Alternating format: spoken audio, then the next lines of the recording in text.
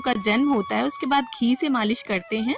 और अगर आपको गाय का घी मिल जाता है तो बहुत अच्छी बात है, वरना जो भी घी हो उससे आप मालिश करें। तो बड़े ही प्यार से, बड़े ही कोमल हाथों से हमें मालिश करनी है। और आप अगर चाहें तो बादाम या जैतून के तेल से भी मालिश कर सकते हैं। और छठी का जो स्नान है वो दिन में यानी दोपहर के समय हमें कराना है, तो आप 4 बजे से पहले कभी भी स्नान करा लें। और देखिए, वैसे तो मेन कढ़ी चावल का ही भोग होता है, लेकिन अगर आपके यहाँ पक्का खाना बनाया जाता है तो आप उसे तैयार करें। अब इसके बाद देखिए हमें थोड़ा दूध चाहिए होगा, कच्चा दूध लेना है हमें। तो कम से कम देखिए 1.25 लीटर दूध लें आप, इससे अधिक भी ले सकते हैं और डिपेंड करता है आपके लड्डू गोपाल साइज में कितने बड़े हैं। और दूध हमें इतना लेना है कि लड्डू गोपाल उसमें अच्छे प्रकार से डूब जाने चाहिए। अब इसके बाद कुछ इस तरह से हमें लड्डू गोपाल को अपने हाथों में लेना है और सिर के पीछे उंगलियां लगा लें आप। और अगर आपको गाय का कच्चा दूध मिल जाता है तो बहुत अच्छा रहेगा, ना मिले तो जो भी दूध हो उसे लें। तो इस तरह से दूध में 3 बार हमें डुबकी लगवानी है। ओम नमो भगवते वासुदेवाय, ओम नमो भगवते वासुदेवाय, इस तरह से बोलते हुए। अब जिस दूध में हमने डुबकी लगवाई है उस दूध का देखिए हमें भोग नहीं लगाना है, या तो आप इसकी खीर बना लीजिए, चाय में यूज कर सकते हैं या उबाल कर पी भी सकते हैं। क्योंकि देखिए ये जो दूध है ये हम सभी के लिए अमृत के समान है, तो इसे ग्रहण सभी लोग जरूर करें। और ये देखिए, अगर आप इस तरह से डुबकी ना लगवाना चाहें तो नॉर्मल आप दूध और जल से स्नान करा सकते हैं। अब देखिए, डुबकी लगवाने के बाद हम शुद्ध जल से लड्डू गोपाल को स्नान करा लेंगे और फिर इसके बाद अच्छे से लड्डू गोपाल को पोंछ लेंगे। और ये जो स्नान का जल होगा इसे देखिए आप सब पी भी सकते हैं या किसी भी गमले में इसे डाल दीजिए। तो देखिए, जिस तरह से एक नए जन्मे शिशु को छठी के दिन नए कपड़े पहनाए जाते हैं, उसी तरह से लड्डू गोपाल को भी हमें नए वस्त्र पहनाने हैं। तो देखिए, पीले रंग के ज्यादातर वस्त्र पहनाए जाते हैं छठी के दिन, तो यहाँ पर मैंने हरे और पीले रंग के कॉम्बिनेशन में लड्डू गोपाल की पोशाक ले ली है। और छठी के दिन नजरिए जरूर पहनाए जाते हैं, तो हाथों और पैरों के लिए यहाँ पर हमने नजरिए ले लिए हैं। बांस की बांसुरी भी हम ले लेंगे। अगर जन्माष्टमी पर गिफ्ट की थी आपने बांसुरी तो जरूरत नहीं है, और अगर ना गिफ्ट की हो तो छठी पर भी आप लड्डू गोपाल को गिफ्ट में बांसुरी दे सकते हैं।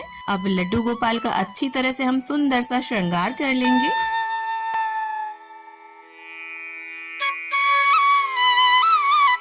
और लड्डू गोपाल को हाथों में, पैरों में नजरिए जरूर पहना दें जिससे उन्हें किसी की नजर ना लगे। अब अक्षतों या फूलों पर लड्डू गोपाल को विराजमान कर लेंगे। एक शुद्ध देसी घी का दीपक प्रज्वलित कर लेंगे और इसके बाद लड्डू गोपाल को इत्र की सेवा दे देंगे।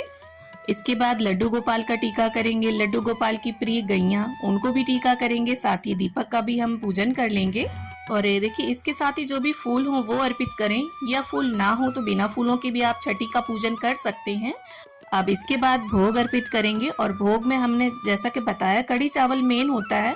इसके अलावा आप जो भी मीठा फल जो भी उपलब्ध हो घर पर उसका भोग अर्पित करें, साथ में जल का भी भोग रखें।